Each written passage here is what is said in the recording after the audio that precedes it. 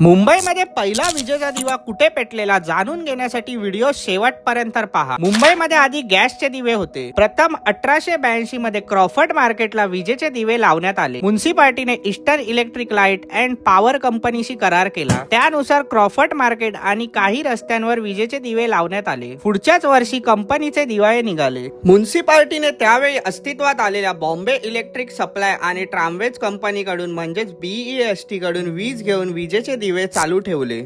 नंतर BEST ला टाटांकडून वीज घ्यावी लागली। 1930 नंतर कारखाने, रस्ते आणि घरातील विजेच्या वापराशिवाय विजेची घरगुती उपकरणे प्रचारात येऊ लागली आणि विजेचा वापर वाढत चालला। त्यापूर्वीच 1926 पासून BEST कंपनीने विजेच्या उपकरणाचा प्रसार करण्यासाठी इलेक्ट्रिक हाऊस मध्ये एक शोरूम उघडले होते। त्यात इस्त्र्या, ब्लोअर, रेफ्रिजरेटर इत्यादींचा प्रचार करण्यात येईल। अशाच भारतातील नवीन जागा आणि त्यांचा पौराणिक इतिहास शोधण्याच्या आमच्या मिशनला जोडण्यासाठी आम्हाला सबस्क्राइब करा।